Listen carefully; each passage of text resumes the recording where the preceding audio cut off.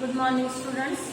In the last class, I have completed the topic organic chemistry, some basic principles and techniques. In this class, I will start a new topic, that is Unit 2. Unit 2, Structure of Atom. Structure of Atom. Okay. So, this atom word, it is not a new for us. This has been derived from the Indian and Greek philosophers. Okay, at the time of Indian and Greek philosophers, and they thought that atoms are the fundamental particles of matter.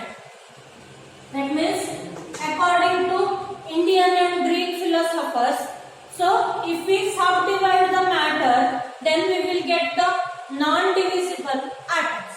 The word atom has derived from the Greek word atomio. So here atomio means uncuttable or non-divisible. So that they thought the atoms as the ultimate particles of matter. Okay, ultimate means last particles of the matter. But towards the beginning of 19th century, so towards the beginning of 19th century, that is in the year 1808, scientist John Dalton gave a new scientific basis for this old model of atoms, and he just proposed that atoms are the ultimate particles of matter, which are non-divisible.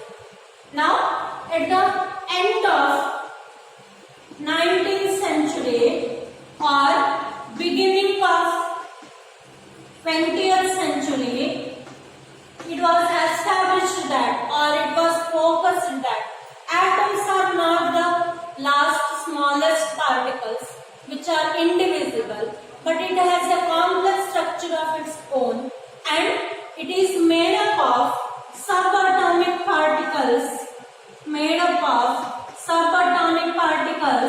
like electrons, protons and neutrons, and up to 35 subatomic particles, and these subatomic particles are considered as fundamental particles.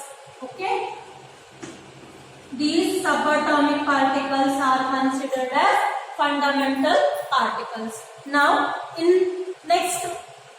so after this I will just give you a brief list of fundamental properties or properties of fundamental particles. Okay, properties of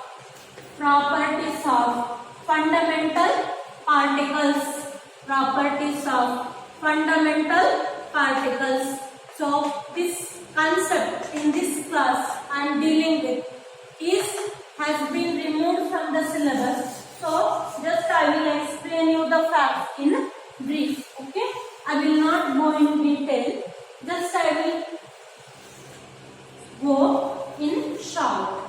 So first column, name of the particle. Second column, symbol.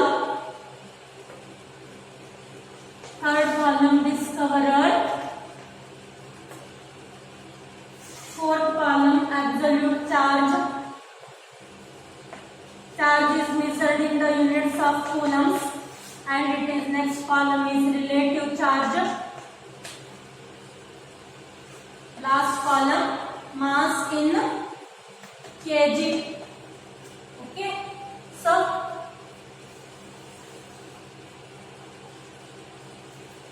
first one, particle name is electron. It has the symbol E. Discoverer is J.J. Thomson in the year 1898. Then absolute charge is minus 1.6022 into 10 raised to minus 19 coulomb. Relative charge is minus 1, and mass in kg is 109 into 10 raised to minus 31 kgs. in the U it is almost equal to 0 in AMU units. Okay, so second particle proton. Proton is represented by the letter P. So this is identified by the scientist Goldstein in the year 1886, and it has a charge same as electron but with a positive sign, 10 raised to minus 19. Relative charge is +1 and charge is 1.67. Mass is 1.672 into 10 raised to minus 27 kgs, and in AMU it is nearly equal to 1. And last particle is neutron. It has symbol N. So this has been discovered by the scientist James Chadwick in the year 1932. Charge is absolute charge 0, relative charge is 0. Mass is nearly equal to that of proton but slightly higher, 10 raised to minus 27. Again in the AMU it is 1. In order to convert mass in kgs to mass in AMU, we have the formula 1 AMU is equal to 1.66056 into 10 raised to minus 27 kgs. That is equal to 1/12 mass of carbon value atom. Okay, so here fundamental properties or properties of fundamental properties completed. Now next one, atomic models.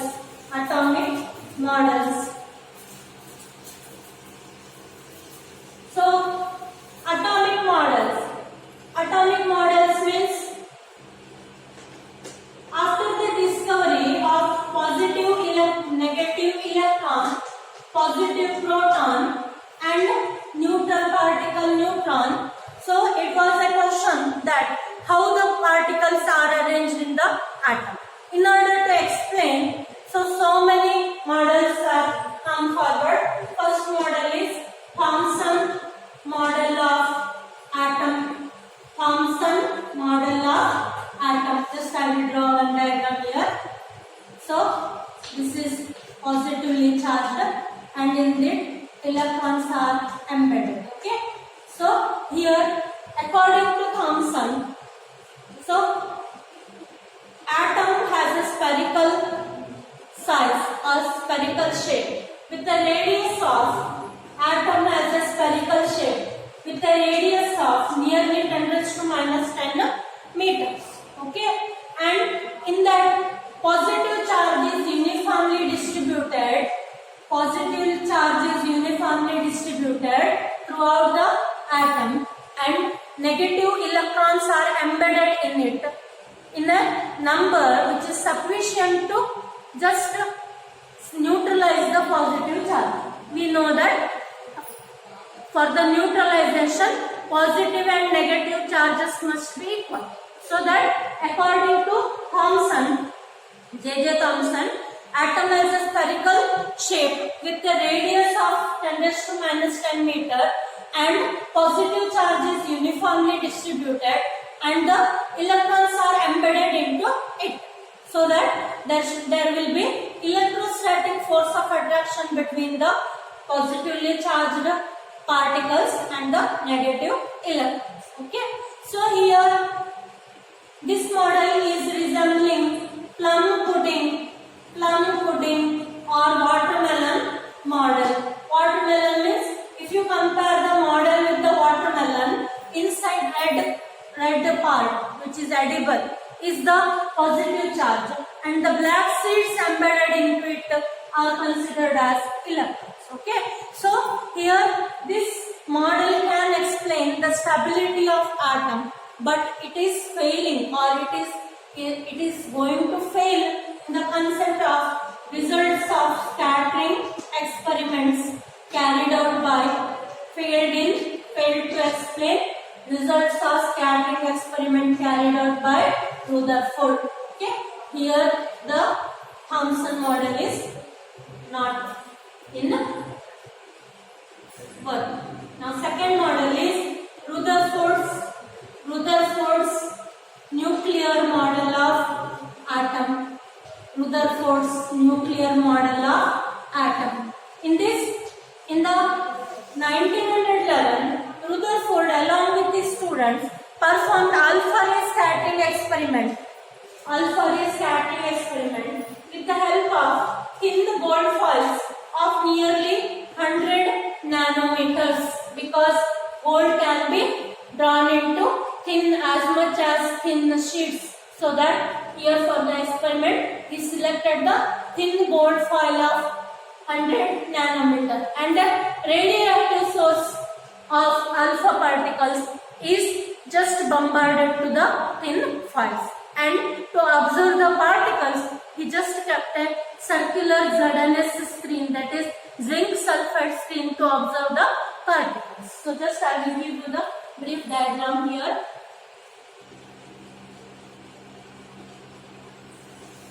Okay, so this is lead slit. Slit is used to have the thin. This is gold foil, and here this is the circular foil. So here electron movement is shown in this direction. Alpha ray scattering. So this is circular ZNS screen. Then here few alpha particles. Here most of the alpha particles, and here again few alpha particles. See here in the circular screen, most of the alpha particles were deflected straight, that is angle and 180 degrees. Some were deflected by small angles and some were just deflected back to the foil. Okay, based on the he made the observations. Just I will give you source of alpha particles, and this is thin gold foil. Thin gold foil. Okay, this is the lead slit. This is the simple alpha ray scattering experiment, and the results of the alpha ray scattering are observed as they are the observations of the experiment. So Rutherford studied the nuclear model in 3 headings. First one, results of the experiment, that is what are the results of the experiment. Results of scattering experiment is nothing but it is the observations.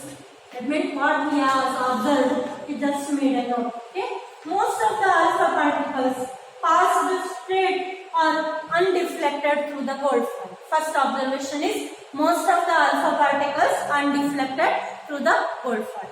Then small fraction, very few of gold particles were deflected by small angles, and very few, that is one particle in 20,000 has just made an angle of 180 degree, and just 1 in 10,000 made or just reflected to angle of 90 degree. These are the 3 observations made by Rutherford.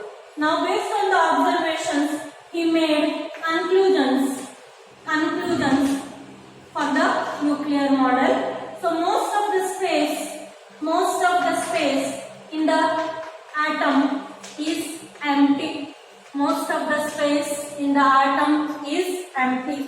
Next, second point is few alpha particles were deflected by angles or very small angles, so that for this to happen, alpha particles must approach a positively charged body. Alpha particle is also positively charged body to have enormous repulsion. Okay, alpha particles must approach positive charged body with mass greater than alpha particles. Mass greater than mass of alpha particles. So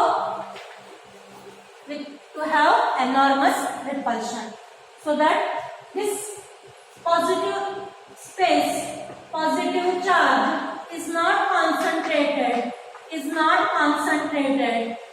throughout the atom, is not concentrated throughout the atom. Next, positive charge must be concentrated in a very small region. Positive charge is concentrated in a very small region called nucleus. These are the three observations or conclusions made based on the observations by Rutherford. Now, based on the observations and conclusions, Rutherford gave his nuclear model. Based on the observations and conclusions, Rutherford gave his nuclear model as follows. Okay. Now, next one is postulates of Rutherford model. Postulates of Rutherford's model. So, first one, positive charge, and most of the mass is concentrated in a densely concentrated in an extremely small region called as nucleus, and it is positively charged. Okay, most of the positive charge and most of the mass of the atom is concentrated in a very small region called as nucleus with a positively charged, and it is small in size. Okay, small in size. Next property, the nucleus containing protons and neutrons, so that positively charged protons and neutral neutrons, so that because of the presence of neutrons, nucleus is having positively charged on it. Okay, and is surrounded by electrons which revolve around the nucleus in a high speed with constant orbits called as, or circular paths, surrounded positive charge, and electron is surrounded in circular paths called as orbits. Okay, so this here Rutherford just compared his model with the solar system. How the solar system is present? So here in the center sun is present and our planets are revolving around the nucleus in a circular path called as orbits. So orbits are considering to or resembling to electrons, and sun is resembling to nucleus. Okay, so here according to this model, if the radius of atom is nearly 10 raised to minus 10 meters, then radius of nucleus is nearly 10 raised to minus 15 meters. Okay, so last postulate, nucleus and electrons are held together by electrostatic force of attraction. So here the postulates of Rutherford's model is going to end. Now drawbacks of Rutherford's model. In the drawbacks, so according to classical mechanics, any particle, if it is moving with a constant drawbacks of Rutherford model, according to classical mechanics, if any particle is moving in an orbit, it should have acceleration. Okay, it has to have the acceleration. That means in a fixed path, if it is moving, it has to have the property of acceleration. Now, so that the electrons are also having the property of acceleration as they are moving in the orbits. Okay. Second, this is the first property, or this is the first explanation. Now, according to electromagnetic theory, okay, so any particle which is under acceleration has to emit energy and lose radiation. So any particle under acceleration has to lose energy and emit radiation. This is the property of any matter which has under acceleration. Now, if we just compare the planet or solar system for this electromagnetic theory, as the planets are neutral particles, this property will not happen with the planet, or this property will not happen with the planets, okay, as they are the neutral particles. But electron is a negatively charged particle, so that according to electron magnetic theory, what should happen with the electron? Electron is under acceleration. We have given in the first point. Okay. So any particle, if its electron is in the acceleration, it has to lose energy and emit radiation, so that orbits will be slightly, or if this is the orbits, then there will be radiation losing, will remove one orbits, so that the electron will fall into the nucleus, and this will take only 10 raised to 8 seconds, minus 8 seconds. That means with the loss of energy and emission of electromagnetic radiation, orbits will just shorten, or number of orbits go on shortening, so that the electron, what is the last stage? Electron will fall into the nucleus. Okay, but this should not happen, so that this Rutherford theory cannot explain the stability of atom. Okay, it does not explain the stability of atom. Now, it does not explain the electronic structures of atom. What about the electronic structures? How the electrons are arranged.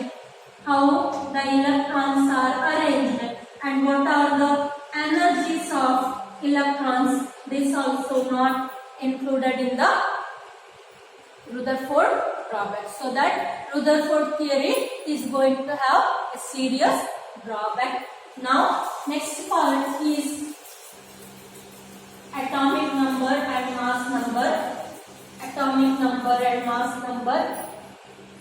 Atomic number, it has the notation Z, and mass number has the notation A. Okay, so atomic number is the nuclear charge. Atomic number is the nuclear charge. Nuclear charge is decided by the number of protons, so that it is the number of protons present in the nucleus. Okay. So in a neutral atom, we have number of protons equal to number of electrons, so that in case of neutral atom, it will be representing number of electrons also. Okay. So atomic number Z is given by number of protons present in the nucleus, and mass number A, it is the sum of nucleons. What is meant by nucleons? In the nucleus, sum of protons and neutrons. That is, number of protons is denoted by letter Z. A is equal to neutrons is denoted by the letter N, so that A is equal to Z plus N. So this relation is very important for the exam point of view. Okay. So here A is the mass number, Z is the atomic number, N is the number of neutrons. So in an element, symbol of the element or composition of the element is represented by the letter. Composition of the element is given by the letter X, and on the right superscript we are writing the mass number, and on the left superscript we are writing the mass number, and on the left subscript we are writing the atomic number.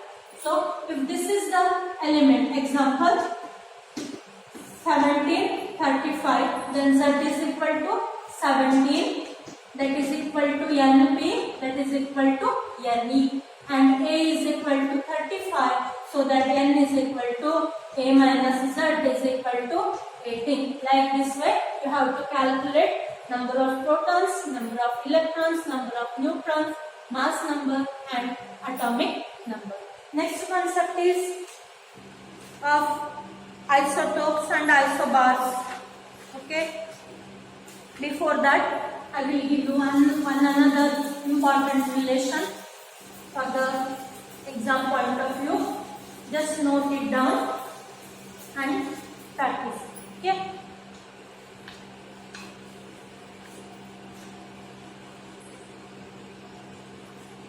Important one. In a neutral atom, Z is equal to NP is equal to Ne. Okay. In a negatively charged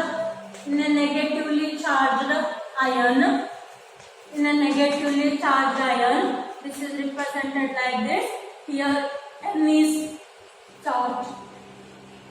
N is charge on the atom. So Ne is greater than Np. Therefore, Ne is equal to Z plus charge. Okay. So in a positively charged ion Xn plus. So again N is a charge. Ne is less than Np or Np is greater than Ne. So that Ne is equal to Z minus N, where N is the charge. Okay. So remember these relations, which are just important for the exam point of view. Now next information is isotopes, isobars and isoelectronics. Isotopes, isobars and isoelectronics. Isotopes are atoms of same element having same mass, same atomic number but different mass number. Same atomic number but different mass number. Same atomic number means number of Np is equal to Ne, but differ in number of neutrons. Okay. So this is the another definition for isotopes. Atoms of the same element having same atomic number but different mass number, or number of protons and neutrons. Number of protons and electrons are same, but they will differ in the number of neutrons. So example, hydrogen has 3 isotopes, 1H1, so it is called as procium. 1H2, it is also represented by the letter D, that is deuterium, and 1H3, so it is 1T3, it is represented by the letter tritium. Okay, so hydrogen has got 3 isotopes. Here in each isotope, atomic number, that is number of protons, is equal to 1, 1, 1. That is number of neutrons 0, 1 and 2. Okay. Next second example, C6 value, C613, C640. Next uranium, another example, uranium 92, 235, uranium 92, 238, uranium 92, 239. So as in the isotopes, they have same number of electrons, they will be, or compounds will have same chemical properties, because chemical properties are controlled by the electrons, so that they differ in the physical properties. Okay. Now next one, isobars. Isobars. Isobars are the compounds or atoms of the different element. Isobars, atoms of the different elements. Atoms of the different elements having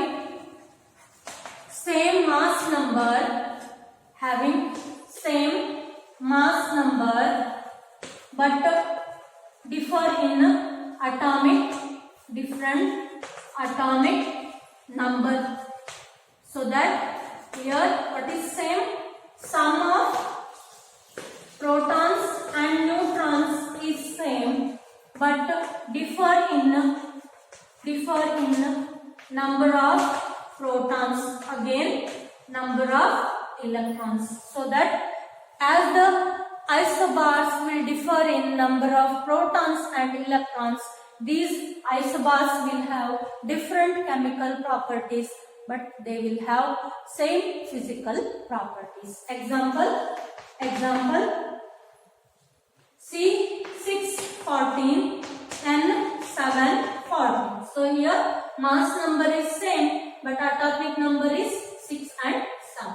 Another example, Al1840, K1940, Ca2040. Mass number of all the three elements is same, but the proton number or atomic number is 18, 19, 20 respectively. Last one for this class, isoelectronics.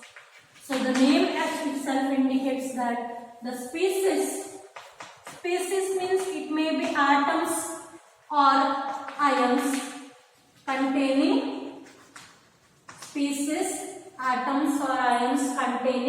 same number of electrons, but differ in charge on the nuclei. Okay, so here we have to consider the one whole period elements. Say for example, I will take the second period, that is neon as the element. So neon is having 10 atomic number, so that number of electrons is 10. Next element is S minus, next element is O2 minus, next element is Na3 minus, and on this side Na plus, Mg2 plus and Al3 plus. See here Na plus, it has atomic number 11, so that atomic number of protons is 11. Okay, just I have given you how to calculate the number of electrons. The number of electrons is atomic number minus charge. So atomic number is 11 minus 1, it is 10. Here 12 minus 2, 10. 13 minus 3, 10. Then 7 plus 3, 10. 8 plus 2, 10. 9 plus 1, 10. It is 9. So all these will contain 10 electrons each, but they will have charge on the nuclei is different. So here the syllabus which has been deducted from your syllabus, or the syllabus which has been deducted for this year is covered. In the next class or next video, I will just start the topic according to your new syllabus. Okay, thank you.